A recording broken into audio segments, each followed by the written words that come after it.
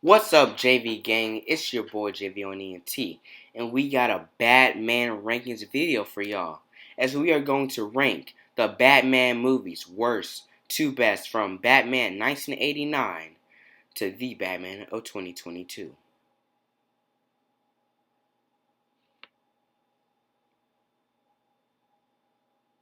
I'm pretty sure everyone expected this movie to be the worst. I mean, Batman and Robin is simply the worst superhero movie ever made. No one can change my mind about it. It's just facts. George Clooney's performance of Batman is absolutely horrible, terrible, and downright disgusting. Robin was the only redeeming factor of this whole movie, as the villains were also bad, with bad backstories, especially Bane. It just wasn't a good movie overall, and it was just messy, clunky. It felt like a 2-hour Toys commercial. Like, Batman Forever was more of a film. This was more of a campy. This reminded me of the 1966 Batman movie. This is what it reminded me of. And this came out in 1997. And how in the world do you have a movie that's darker than this one and it came out 8 years prior? This movie's terrible. Horrible. No wonder why it got such bad reviews. Because no one likes this horrible film. Horrible movie, horrible movie, horrible movie. The inclusion of Batgirl is wasted. Alfred's sickness was wasted for no reason, just to kill time for 2 hours. They could have told a much better story if they had a different Batman and switched around the characters and made them more serious. Just like how they did with Batman Forever. But no, they wanted to do this crap, and I'm just a straight up disappointment. That's all I can say. Disappointment. Disappointment of a movie. Horrible film. You know, it should have never grossed at least $1 million. That's all I gotta say. This movie was terrible. This movie was crap. Purely. The villains were terrible. Mr. Freeze performance was bad. They paid Arnold $25 million just to play Mr. Freeze. It's embarrassing.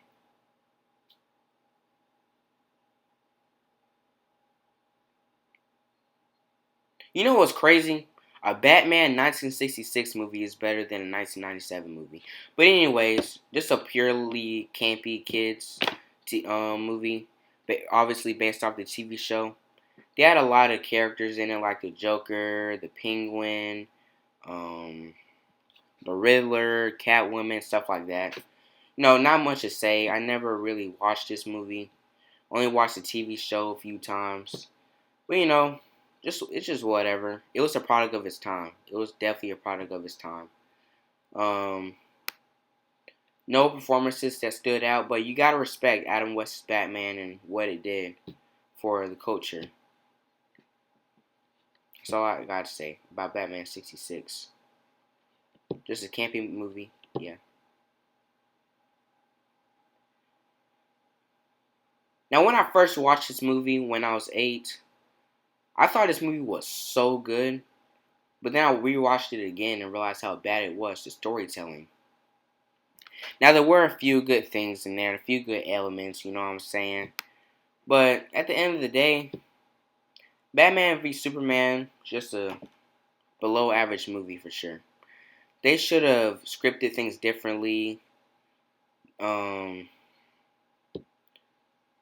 Lex Luthor, they didn't really do him all that good. Lex Luthor should have been more improved, more focused on. But Batman v Superman is alright. You know.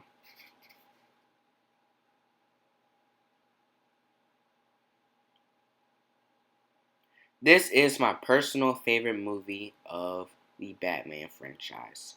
The reason why, because Batman Forever is one of the most breathtaking movies out there. Let's be honest, Batman Forever is underrated, and Bruce Wayne's interpretation of Batman, my bad, Val Kilmer's interpretation of Batman was better than Michael Keaton's. Don't let nostalgia fool you, because Michael Keaton's performance, right? Michael Keaton's was a good Batman. He was decent, But the thing is Val Kilmer didn't kill people. Michael Keaton did. Another thing is that it was Val Kilmer's backstory. Bruce Wayne's backstory was more focused, on. And I hope the Joel Schumacher cut gets released because I want to see more of this movie. The villains were campy, wacky, but that's what you expect from a Joel Schumacher movie. Let's be honest. But I love the Riddler's performance, and Two Face performance is it's pretty bad. I'm not even gonna lie to you. But it's a overall pretty decent movie. It grossed in more than Batman Returns, so that should say something. But yeah, the villains were decent. Batman's performance was actually really good. It was actually low key impressive. Probably the best part of the movie. Because Val Kilmer, in my opinion, is a better Batman than um, Michael Keaton.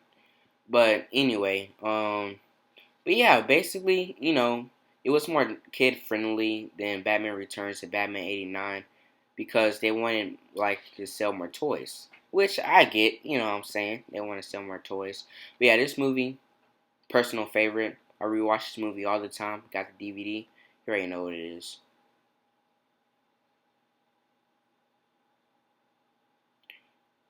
This is obviously the worst movie of the Dark Knight trilogy, but it's not bad. It's actually pretty good. They have some good elements, just like Bane's performance was also really good. Besides from the plot hole that came when it turns out he was just a bodyguard of Ra's al Ghul's daughter. But and Batman's death at the end, and it was crazy. It was crazy. Makes me crazy movie. But I love the performance. Batman, 8 years in retirement, came back because Bane was causing chaos in Gotham.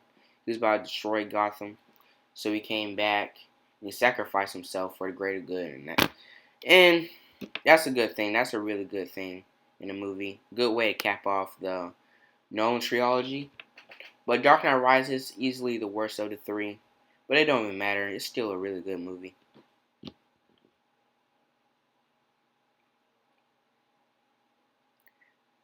This movie was a game changer. It's the first series Batman movie we ever got. Um, what everyone knows this movie. I'm pretty sure it's a cult classic, culture classic. You know, Joker's performance was off the hizzy. Jack Nicholson outdid himself. Obviously, the second greatest villain in the Batman franchise and the second greatest Joker of all time. Obviously, because you already know who number one is, but Jack Nicholson's performance was spot on, exactly what Batman '89 needed to. Well, he was a psychopath. He was crazy too, but he wasn't. It was goofy. It was a crazy, goofy type way compared to Michael Keaton's when he's in a Batman suit and he's darker in the Batman suit. But the movie was nice. Movie was nice, man. I liked it. You know, Batman '89. It's a dot for sure. People need to appreciate this more. And, well, the people do appreciate it, but it's still a really good film anyway. This movie is a dot. It's a dot. The reason why it's a dot is because the villains were really good. Even the, even, what's it? I'm messing up.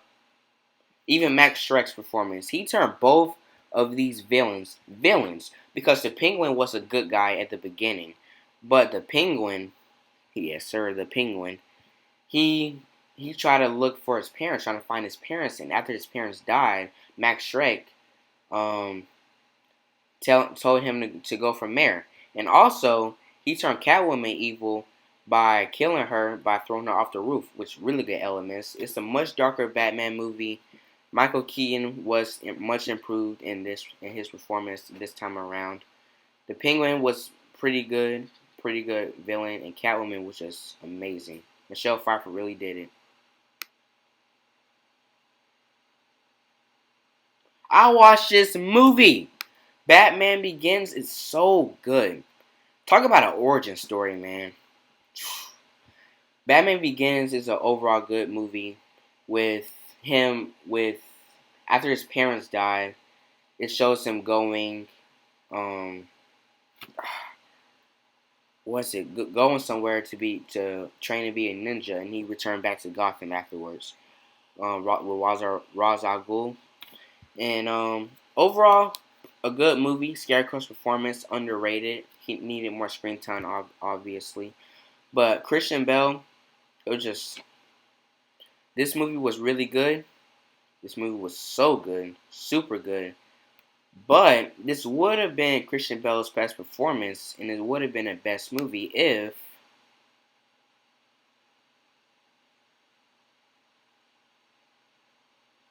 this movie never existed. The Dark Knight is the greatest Batman movie of all time. It has the greatest villain, the greatest Batman, the greatest Commissioner Gordon, the most grounded, realistic Gotham. And I love Batman movies that are realistic, obviously, but you can definitely tell from my top five. This movie is a dot. The Joker got into Batman's head, and Harvey Dent's performance is really, really underrated. Really, really amazing. A super, super good performance. Way much better than Two Face. Um, and Joker, Heath Ledger's performance, like you really don't even like need to. You really don't even need to. Greatest villain of all time, greatest Joker of all time. Christian Bale, he was more serious and more gritty this time around. The ending was perfect, where he killed Two Face, Two Face. You know, like come on, man, movies a freaking dot. See y'all later.